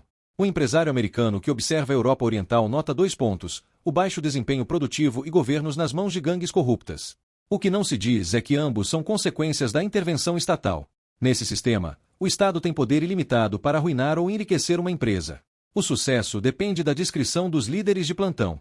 O governo define tarifas, taxas de transporte e concede ou nega licenças de importação. Na Europa, onde a produção depende de insumos importados, negar uma licença equivale a fechar a fábrica. Nessas circunstâncias, o empregador recorre à diplomacia e à corrupção. Ele precisa jogar um jogo perigoso tanto com o partido no poder quanto com a oposição. O progresso técnico estagna. Novos investimentos só ocorrem sob subsídios estatais. O sistema não degenerou por falta de ética, mas porque o abandono da livre empresa tornou o gangsterismo político inevitável. 6. As implicações sociais e políticas da burocratização. 1. A filosofia da burocracia. Antigamente, a luta pela liberdade era clara. De um lado os tiranos, de outro o povo. Hoje, a filosofia da estatolatria turvou a questão. Os conflitos não são vistos como lutas entre homens, mas entre princípios: o bem, encarnado no Estado, a moralidade eterna, e o mal, encarnado no individualismo egoísta. Para essa visão, o Estado está sempre certo, o indivíduo é um tolo perverso. Luís XIV dizia: eu sou o Estado. O estatista moderno, mais modesto, diz: eu sou o servo do Estado, mas implica que o Estado é um Deus. O burocrata sente-se imbuído do dever sagrado de lutar contra o egoísmo da população em nome de seu ídolo. Ele não se sente limitado pelas leis ou direitos humanos, pois as considera barreiras erguidas por canalhas para proteger interesses egoístas. Para ele, o mundo seria perfeito se não houvesse constituições, parlamentos ou tribunais atrapalhando o Estado de curar todos os males. A resposta a esse pensamento é óbvia: o funcionário não é o vigário de um Deus chamado Estado, mas um servidor das leis aprovadas pela nação. Sua missão é aplicar a lei, não violá-la em nome de uma suposta moralidade superior. A pior lei é melhor do que a tirania burocrática. A diferença entre um policial e um sequestrador, ou entre um cobrador de impostos e um ladrão, é que os primeiros obedecem à lei. Suprima a lei e a sociedade será destruída pela anarquia. O poder de coerção do Estado é tremendo e não pode ser deixado ao arbítrio de homens que se julgam mais inteligentes que os demais. A função das leis é restringir esse zelo. Burocratas não são o Estado, são homens selecionados para aplicar a lei. A alternativa ao império da lei é o império dos despotas. 2. Complacência burocrática. A missão do funcionário é atender ao público. Sua posição foi criada, direta ou indiretamente, por um ato legislativo e pelo orçamento que garante sua manutenção. Sua função é aplicar as leis. Ao fazê-lo, ele é um membro útil da comunidade, mesmo quando as leis que aplica são prejudiciais. Afinal, ele não é responsável pela inadequação da legislação. O culpado, em última instância, é o povo soberano, não o fiel executor da vontade popular. Assim como destiladores não são responsáveis pela embriaguez das pessoas, os funcionários não são responsáveis pelas consequências indesejáveis de leis imprudentes. Por outro lado, não é mérito dos burocratas que muitos se beneficiem de suas ações. O fato de o Departamento de Polícia proteger os cidadãos contra o crime não obriga o público a ser mais grato aos policiais do que a qualquer outro cidadão que preste serviços úteis. O policial e o bombeiro não têm mais direito à gratidão pública do que médicos, engenheiros, soldadores ou alfaiates. O guarda de trânsito não tem mais motivos para se vangloriar do que o fabricante do semáforo. Não é um mérito pessoal que seus superiores lhe atribuam um dever que salva vidas, é o seu trabalho. A sociedade não funcionaria sem vigilantes ou cobradores de impostos, mas também sofreria sem lixeiros, limpa-chaminés ou lavadores de pratos. Na estrutura da cooperação social, cada cidadão depende de todos os outros. O grande cirurgião só pode focar em sua arte porque a divisão do trabalho o livra de ninharias cotidianas. O embaixador não é mais um pilar da sociedade do que o motorista de ônibus ou a faxineira, pois a estrutura social repousa sobre os ombros de todos. O mito do altruísmo burocrático. A estatolatria alemã tentou investir o funcionário público com um halo de sacrifício altruísta, como se ele fosse um monge que rejeita prazeres terrenos para servir a Deus, ou alforrer. Segundo essa visão, o Estado não deve ao funcionário um salário, termo considerado liberal e mercantilista, mas sim uma manutenção adequada à sua posição na hierarquia, Beamtengeliaut. O funcionário seria um representante da soberania e infalibilidade do Estado, cujo testemunho em tribunal valeria mais do que o de um leigo. Isso é um absurdo. Na realidade, A maioria das pessoas entra para o serviço público porque o salário e a pensão oferecidos são maiores do que ganhariam em outras ocupações. Não houve sacrifício. Muitos são atraídos pelo conforto e pela segurança. Empregos vitalícios, menos exigentes que na iniciativa privada, com aposentadoria garantida e uma vida sem surpresas, planejada desde o ensino médio. Na Europa, servir ao Estado era um privilégio social tão grande que empregos modestos, como contínuos e mensageiros, eram reservados por lei a ex-soldados como recompensa, algo que grupos marginalizados jamais ousariam pleitear. 3. O burocrata como eleitor. O burocrata não é apenas um funcionário. Em uma democracia, ele é também um eleitor e, portanto, parte do soberano, seu próprio empregador. Ele ocupa uma posição singular, é ao mesmo tempo patrão e empregado. No entanto, seu interesse financeiro como funcionário prevalece, pois ele recebe do erário muito mais do que contribui para ele. Essa relação torna-se perigosa à medida que a folha de pagamento do Estado cresce. Como eleitor, o burocrata prioriza aumentos salariais em detrimento do equilíbrio orçamentário. A queda das constituições democráticas na Alemanha e na França foi influenciada pelo fato de que grande parte do eleitorado dependia da renda estatal, não apenas funcionários, mas ferroviários, trabalhadores dos correios, beneficiários de subsídios e agricultores subsidiados. Seu interesse principal era extrair mais do erário público. Eles ignoravam slogans ideais como liberdade ou supremacia da lei em troca de benefícios diretos. Nenhum candidato ao parlamento ousava opor-se aos desejos desse grupo. Os partidos competiam para ver quem era mais generoso com o dinheiro público. Se no século XIX os parlamentos buscavam cortar gastos, hoje gastar sem limites é visto como política positiva, enquanto a economia é taxada de negativismo. Conclusão: a democracia representativa não pode sobreviver quando uma grande parte dos eleitores está na folha de pagamento do Estado. Os parlamentares deixam de ser representantes dos contribuintes para se tornarem delegados daqueles que vivem dos impostos. Graduados saíram das universidades convencidos do totalitarismo, fosse na sua variedade nazista ou na marca marxista. Em outros países, as condições eram semelhantes. A instituição mais proeminente na educação francesa era a École Normale Supérieure, cujos graduados ocupavam os cargos mais importantes da administração pública, da política e do ensino superior. Esta escola foi dominada por marxistas e outros defensores do controle governamental absoluto. Na Rússia, o governo imperial não admitia nas cátedras universitárias ninguém suspeito de ideias liberais da economia ocidental, mas nomeava marxistas da ala leal, que não eram revolucionários fanáticos. Dessa forma, os próprios czares contribuíram para o triunfo posterior do marxismo. O totalitarismo europeu é o resultado final do domínio da burocracia no campo da educação. As universidades abriram caminho para os ditadores. Hoje, na Rússia e na Alemanha, as universidades são as principais fortalezas do sistema de partido único. Não apenas as ciências sociais, mas todos os ramos do conhecimento, arte e literatura foram coordenados, Gleiche Geschalte. Até Sidney e Beatrice Webb, apesar de sua ingênua admiração pelos soviéticos, ficaram surpresos ao descobrir que a revista marxista-leninista de ciências sociais defendia o espírito de partido na matemática e a pureza da teoria marxista-leninista na cirurgia. E que o Instituto Soviético de Veneriologia pretendia considerar todos os problemas sob a ótica do materialismo dialético. 5. Quem deve ser o mestre? Todo sistema de divisão do trabalho precisa de um princípio para coordenar as atividades dos especialistas. O esforço do especialista não teria objetivo se não encontrasse um guia na supremacia do público. O único objetivo da produção é servir aos consumidores. Em uma sociedade de mercado, o princípio orientador é a motivação do lucro. Sob o controle do governo, o princípio é a regimentação. Não há outra possibilidade. Quem não é movido pelo impulso de ganhar dinheiro no mercado deve seguir um código que lhe diga o que fazer. Shutterstock. Muitos criticam o capitalismo por enfatizar direitos e esquecer deveres.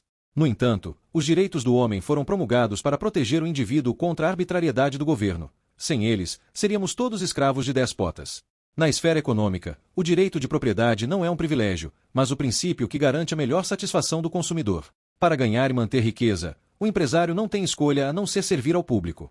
O lucro é um instrumento que torna o público soberano.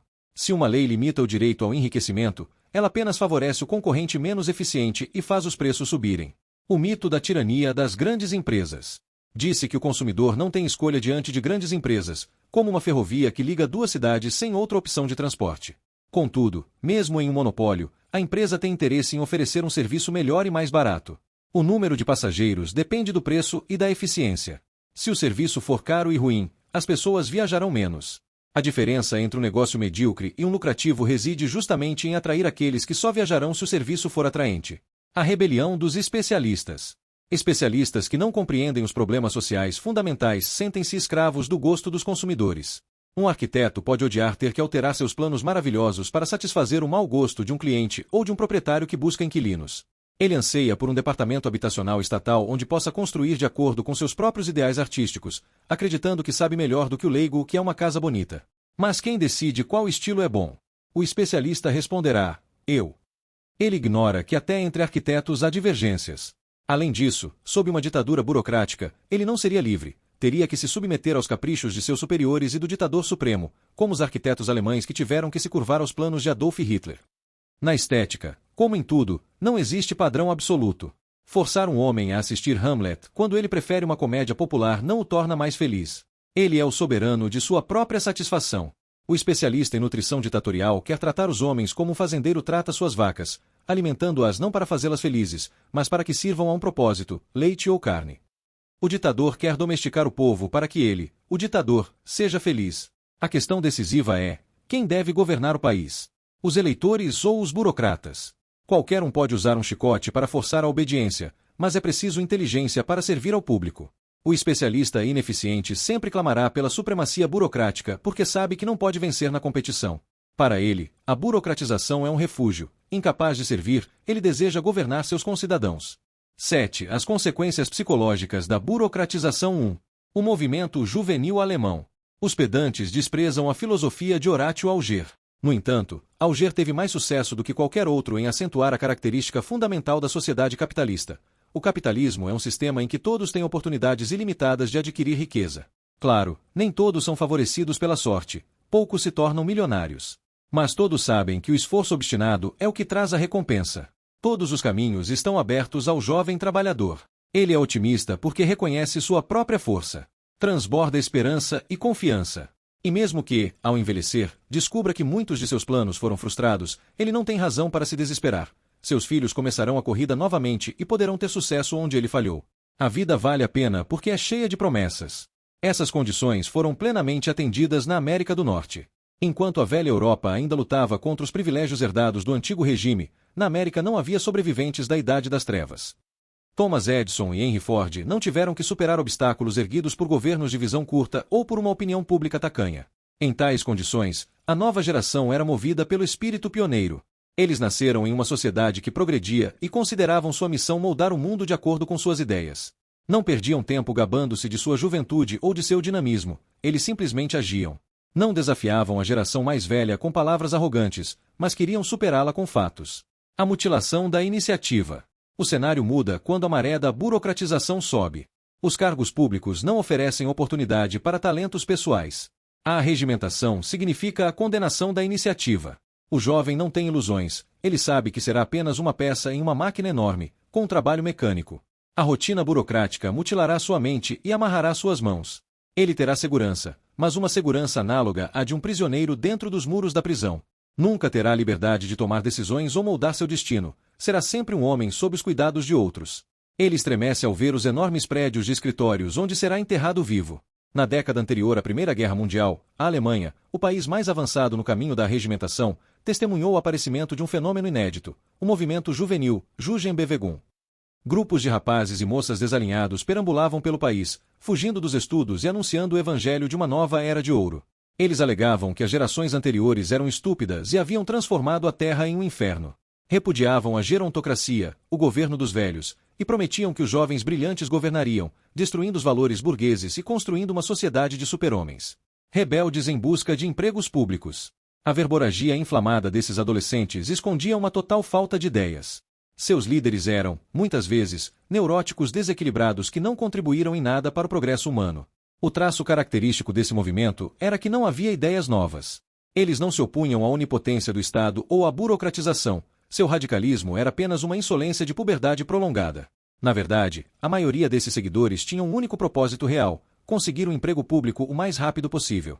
Aqueles que sobreviveram às guerras tornaram-se burocratas pedantes e tímidos na Zwangswirtschaft, economia compulsória, alemã. São escravos obedientes do Führer e seriam igualmente fiéis a qualquer sucessor, seja ele um nacionalista ou um fantoche de Stalin. O fascismo italiano também se disfarçou de movimento jovem. O hino Giovinezza significa juventude. Mussolini, aos 50 anos, ainda se gabava de seu vigor juvenil. No entanto, o interesse real da tropa fascista era obter cargos oficiais. Durante a Guerra da Etiópia, estudantes italianos explicavam que precisavam conquistar colônias inglesas e francesas apenas para ocupar os empregos administrativos que estavam nas mãos de burocratas estrangeiros. O movimento juvenil foi uma expressão do mal-estar dos jovens diante da regimentação, mas foi uma falsa rebelião, fadada ao falhanço porque não ousou lutar contra a causa real, o controle estatal absoluto. Hoje, na Rússia, Alemanha e Itália, as crianças são inseridas desde o berço em organizações políticas. Do berço ao túmulo, o cidadão é submetido à máquina do sistema de partido único, obrigado a obedecer sem questionar. Essa é a realidade da utopia burocrática. 2. O destino das novas gerações em um ambiente burocrático. O movimento da juventude foi uma revolta impotente e abortada contra a ameaça da burocratização. Ele fracassou porque não atacou a origem do mal, a tendência à socialização. Fascinados pelas ideias socialistas, os jovens desordeiros simplesmente não sabiam o que queriam. A primeira vítima da burocratização é a própria juventude. Os jovens são privados da oportunidade de moldar seu próprio destino. Tornam-se gerações perdidas, pois carecem do direito mais precioso de toda geração ascendente, o direito de trazer algo novo ao inventário da civilização. O slogan "A humanidade atingiu a maturidade" é a sua ruína. O que resta aos jovens se não há nada para mudar ou melhorar? E se a única perspectiva é começar no degrau mais baixo da escada burocrática e subir obedecendo fielmente às regras formuladas pelos mais velhos? Do ponto de vista deles, a burocratização significa a submissão dos jovens à dominação dos velhos, um retorno ao sistema de castas.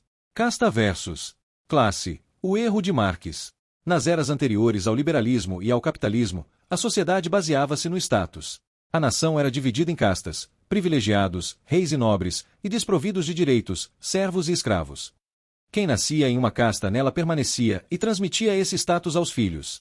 O liberalismo e o capitalismo aboliram essas discriminações, tornando todos iguais perante a lei e livres para competir por qualquer posição. O marxismo oferece uma interpretação diferente através do dogma do conflito irreconciliável entre classes econômicas.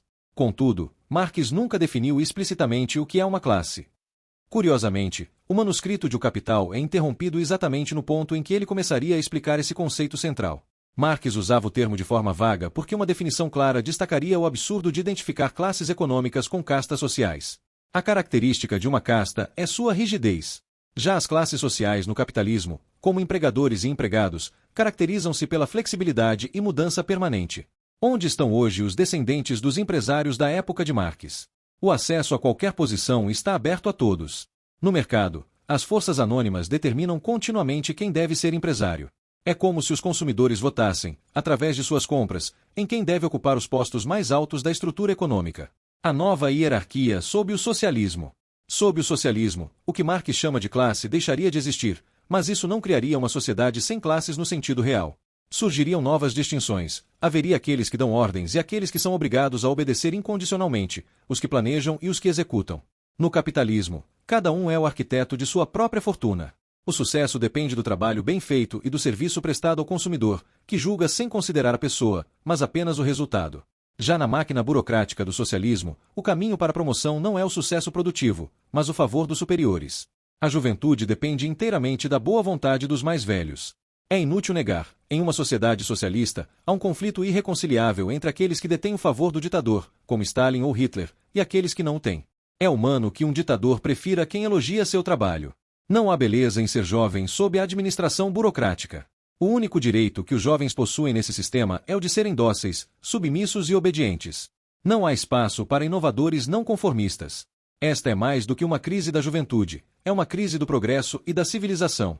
A humanidade está condenada quando os jovens são privados da oportunidade de remodelar a sociedade de acordo com suas próprias concepções. Aqui está o refinamento técnico e a tradução corrigida do texto, restaurando o rigor filosófico e histórico de Ludwig von Mises, eliminando as falhas da tradução automática, como a confusão entre cômodo e confortável, ou pedativos e eminente. 3. Mentoria autorizada e progresso. O governo paternal, por meio de uma classe de sábios e ilustres, uma elite de burocratas nobres, encontrou em Platão seu defensor mais eminente. O estado ideal de Platão deveria ser governado por filósofos desinteressados, juízes incorruptíveis e administradores imparciais que obedecem estritamente às leis imutáveis da justiça. Contudo, a característica marcante da filosofia platônica é a indiferença à evolução das condições econômicas e sociais ou às mudanças nas ideias humanas sobre fins e meios. Para Platão, existe um modelo perene de estado perfeito. Qualquer desvio desse modelo é visto como corrupção e degradação. O problema consiste apenas em estabelecer a sociedade perfeita e mantê-la protegida de qualquer alteração, pois, para ele, mudança é equivalente à deterioração. As instituições sociais e econômicas são rígidas. A noção de progresso no conhecimento, na tecnologia ou na organização social é estranha à mente de Platão.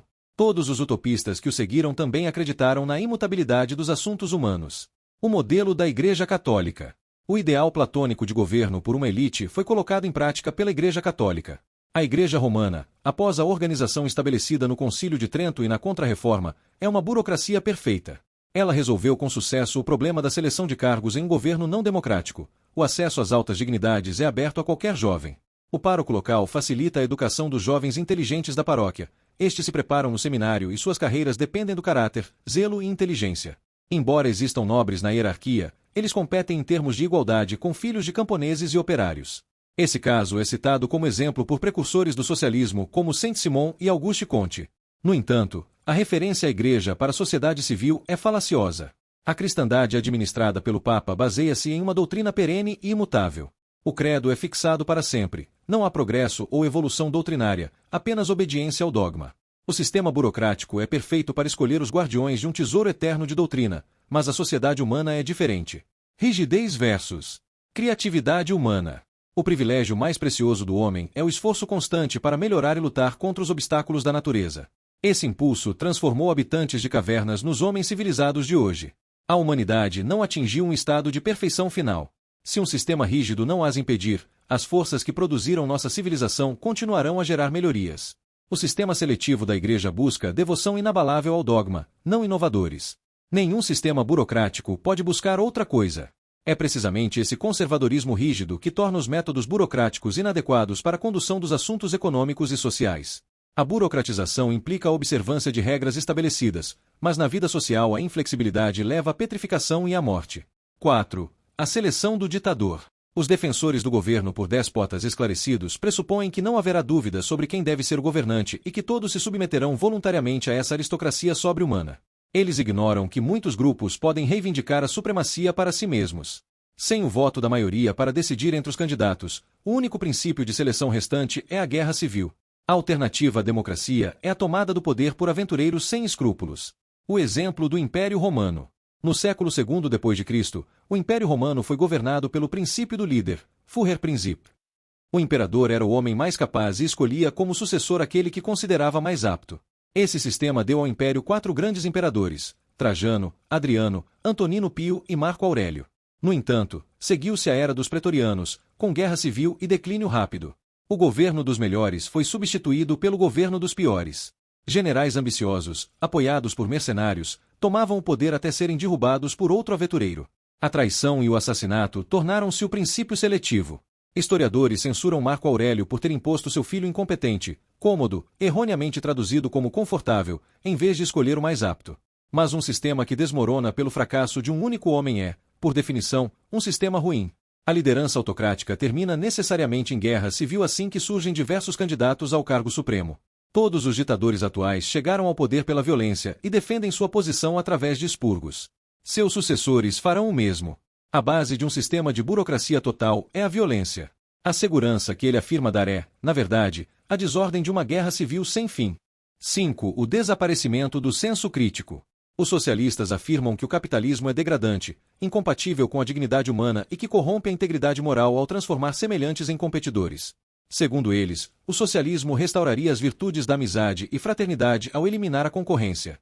No entanto, a competição nunca pode ser eliminada. Enquanto houver posições e bens que os homens valorizem mais do que outros, eles se esforçarão para alcançá-los e superar seus rivais.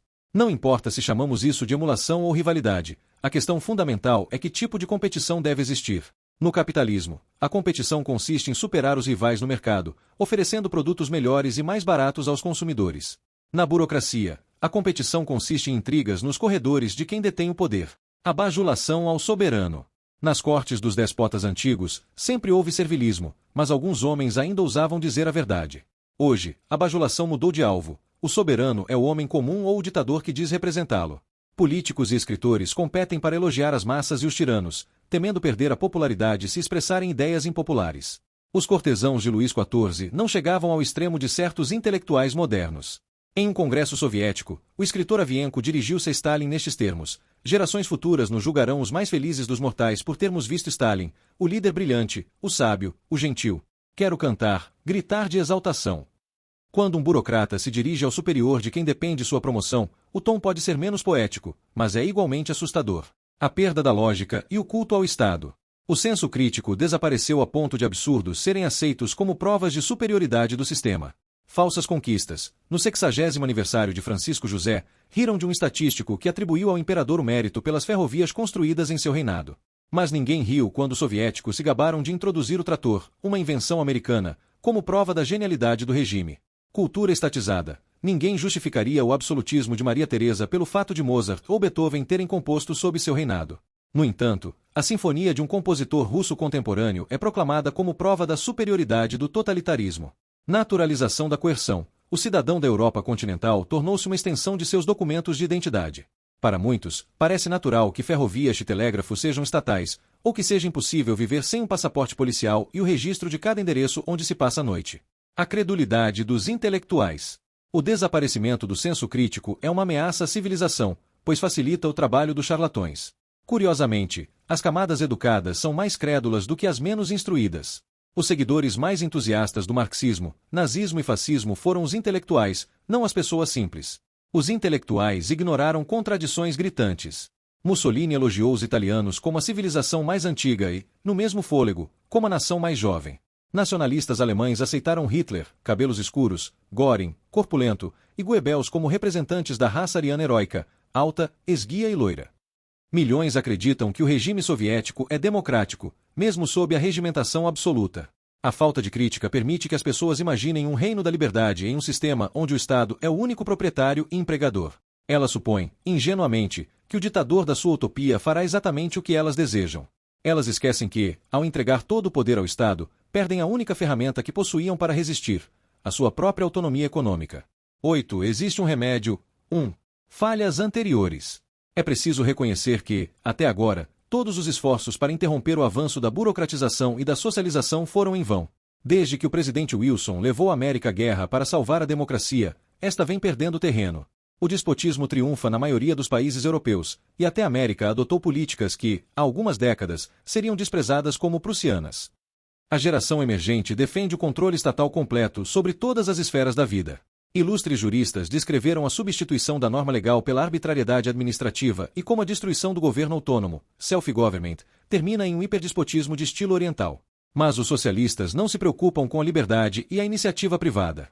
Livros satíricos de Balzac, Dickens, Gogol e Maupassant golpearam a burocracia, e Aldous Huxley usou de ironia sardônica contra o paraíso socialista. O público se diverte, mas corre para se candidatar a empregos no governo.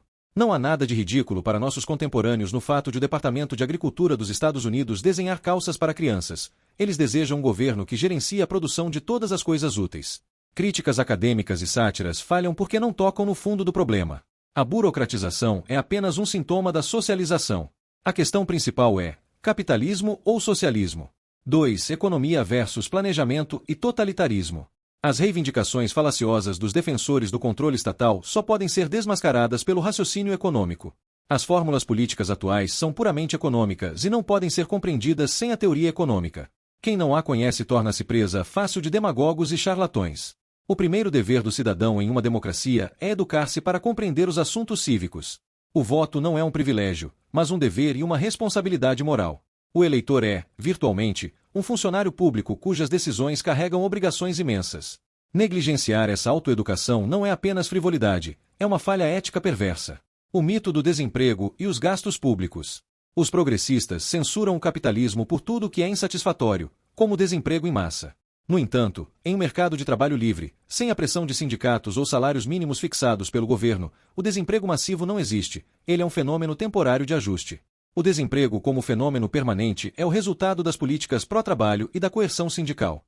O próprio Karl Marx estava convencido de que os sindicatos não poderiam elevar os salários de todos os trabalhadores de forma sustentável. É uma ilusão crer que gastos governamentais criam empregos reais.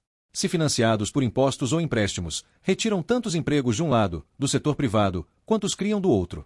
Se financiados por inflação, impressão de dinheiro reduzem o desemprego apenas se os preços subirem mais rápido que os salários, ou seja, se os salários reais caírem.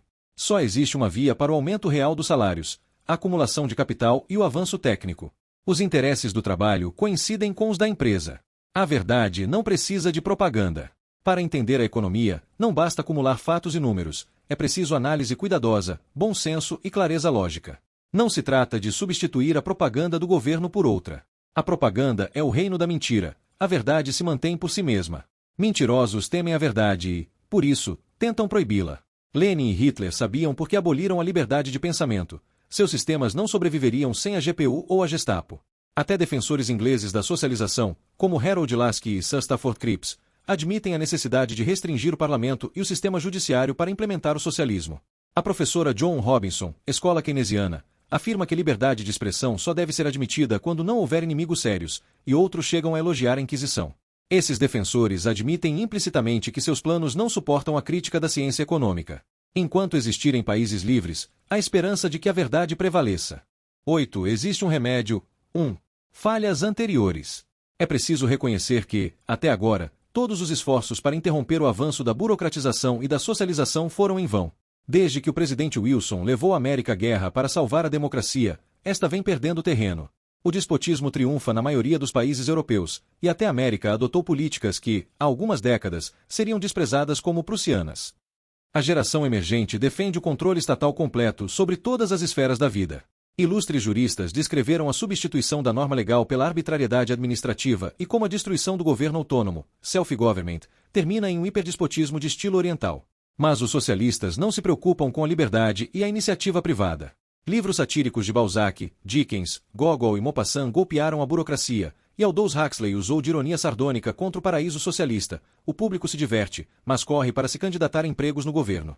Não há nada de ridículo para nossos contemporâneos no fato de o Departamento de Agricultura dos Estados Unidos desenhar calças para crianças. Eles desejam um governo que gerencie a produção de todas as coisas úteis. Críticas acadêmicas e sátiras falham porque não tocam no fundo do problema. A burocratização é apenas um sintoma da socialização. A questão principal é: capitalismo ou socialismo? 2. Economia versus planejamento e totalitarismo. As reivindicações falaciosas dos defensores do controle estatal só podem ser desmascaradas pelo raciocínio econômico. As fórmulas políticas atuais são puramente econômicas e não podem ser compreendidas sem a teoria econômica. Quem não a conhece torna-se presa fácil de demagogos e charlatões. O primeiro dever do cidadão em uma democracia é educar-se para compreender os assuntos cívicos.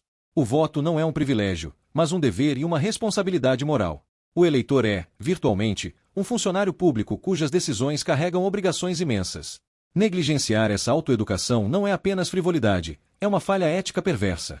O mito do desemprego e os gastos públicos. Os progressistas censuram o capitalismo por tudo que é insatisfatório, como o desemprego em massa. No entanto, em um mercado de trabalho livre, sem a pressão de sindicatos ou salários mínimos fixados pelo governo, o desemprego massivo não existe, ele é um fenômeno temporário de ajuste.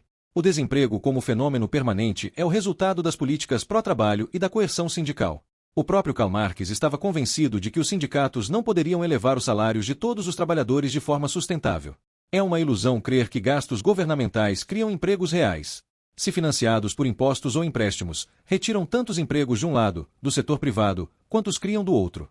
Se financiados por inflação, impressão de dinheiro reduzem o desemprego apenas se os preços subirem mais rápido que os salários, ou seja, se os salários reais caírem. Só existe uma via para o aumento real dos salários: a acumulação de capital e o avanço técnico. Os interesses do trabalho coincidem com os da empresa. A verdade não precisa de propaganda. Para entender a economia, não basta acumular fatos e números, é preciso análise cuidadosa, bom senso e clareza lógica. Não se trata de substituir a propaganda do governo por outra. A propaganda é o reino da mentira, a verdade se mantém por si mesma. Mentirosos temem a verdade e, por isso, tentam proibi-la. Lenin e Hitler sabiam por que aboliram a liberdade de pensamento. Seus sistemas não sobreviveriam sem a GPU ou a Gestapo. Até defensores ingleses da socialização, como Harold Laski e Sir Stafford Cripps, admitem a necessidade de restringir o parlamento e o sistema judiciário para implementar o socialismo. A professora John Robinson, escola keynesiana, afirma que liberdade de expressão só deve ser admitida quando não houver inimigos sérios, e outros chegam a elogiar a Inquisição. Esses defensores admitem implicitamente que seus planos não suportam a crítica da ciência econômica. Enquanto existirem países livres, há esperança de que a verdade prevaleça. Aqui está o refinamento final da conclusão de Burocracia, de Ludwig von Mises. Este trecho amarra os argumentos centrais do autor, contrastando a natureza necessária, porém limitada, da gestão estatal com o dinamismo do lucro. 9. Conclusão. O estudo das características técnicas da organização burocrática, em contraste com a organização voltada para o lucro, fornece um guia para avaliar de forma clara e imparcial ambos os sistemas sob a divisão do trabalho. A administração pública, o aparelho governamental de coerção e compulsão, deve ser necessariamente formal e burocrática. Nenhuma reforma pode alterar essa essência. É inútil culpar os órgãos oficiais pela lentidão ou lamentar que o fervor do funcionário médio seja inferior ao de um trabalhador em uma empresa privada. Na ausência de uma medida inquestionável de sucesso ou fracasso, como o lucro e o prejuízo, a maioria dos homens não encontra o incentivo para o esforço máximo que o cálculo econômico proporciona naturalmente. Não cabe criticar a observância pedante de regras rígidas pelo burocrata. Tais normas são indispensáveis para que a administração pública não degenere na soberania arbitrária de funcionários subordinados. As regras são o único meio de fazer prevalecer a lei e proteger o cidadão contra o despotismo. O executivo público não quer correr riscos, ele prefere estar seguro e protegido pelas normas. O erro de converter o mundo em um escritório. Só reconhecemos as deficiências da burocracia porque podemos compará-la à eficiência da empresa privada. O esforço mesquinho pelo lucro foi o que tornou a humanidade consciente da racionalidade e da eficiência. Embora não possamos aplicar os métodos de uma fábrica a uma delegacia de polícia, o perigo reside no esforço de transformar toda a produção e distribuição em um gigante escritório estatal. Lenin tinha como ideal converter a sociedade no modelo do serviço postal oficial, transformando cada homem em uma peça de uma enorme máquina burocrática. É necessário desmascarar a inferioridade desse modelo. Uma siderúrgica não é uma embaixada, uma fábrica de sapatos não é um cartório de registro de casamentos. Reorganizar uma padaria de acordo com o modelo do serviço postal seria pernicioso. O lucro como serviço ao consumidor. A substituição do princípio do lucro pelo princípio do serviço, como diz a terminologia tendenciosa, leva ao abandono do único método de cálculo racional na produção. O lucro do empresário expressa o fato de que ele serviu bem ao consumidor, ou seja, a todos. Já nas repartições públicas, não há método para determinar o sucesso ou fracasso via cálculo. No socialismo, todos, exceto o czar da produção, teriam que cumprir incondicionalmente as instruções e regulamentos de um órgão superior. Embora o cidadão pudesse sugerir mudanças, o caminho para que sua voz fosse ouvida seria tão oneroso quanto é hoje tentar reformar o Estado através de uma carta ao editor. A utopia do serviço postal. Ao longo da história, homens lutaram por liberdade, justiça e pela abolição da escravidão. Hoje, milhões estão fascinados pelo plano de transformar o mundo em um escritório administrativo, onde cada indivíduo é um burocrata e toda iniciativa privada é suprimida. O serviço postal tornou-se o modelo para Nova Jerusalém, o escriturário, o protótipo do homem do futuro. Este livro não ataca as pessoas, mas os sistemas. O funcionário dos Correios não é inferior a ninguém, mas a camisa de força da organização burocrática paralisa a iniciativa, enquanto a sociedade de mercado permite que o inovador prospere. O capitalismo é progressista, o socialismo é estagnação. Os campeões do socialismo chamam a si mesmos de progressistas, mas recomendam a rigidez da rotina. Liberais, mas tentam abolir a liberdade. Democratas, mas anseiam pela ditadura. Revolucionários, mas querem tornar o Estado onipotente. Eles prometem as bênçãos do Éden, mas planejam transformar o mundo em um gigantesco serviço postal. Contra esse frenesi, a única arma disponível é a razão. O senso comum é o que resta para evitar que a humanidade seja vítima de slogans ilusórios e vazios. Sobre o autor, Ludwig von Mises. Ludwig von Mises, de 1881 a 1973, foi o principal expoente da terceira geração da escola austríaca de economia. Mentor de nomes como Friedrich Hayek e Murray Rothbard, Mises defendeu incansavelmente a liberdade econômica como base de todas as outras liberdades. Sua obra Ação Humana, 1949, permanece como tratado definitivo sobre a praxeologia, o estudo da ação humana. Suas ideias inspiraram o milagre econômico alemão após a Segunda Guerra Mundial e continuam a ser o principal contraponto teórico ao coletivismo moderno. Fim do livro. Contribua com o canal para que possamos continuar produzindo audiolivros. Doe em livepix.gg/eaudiolivro.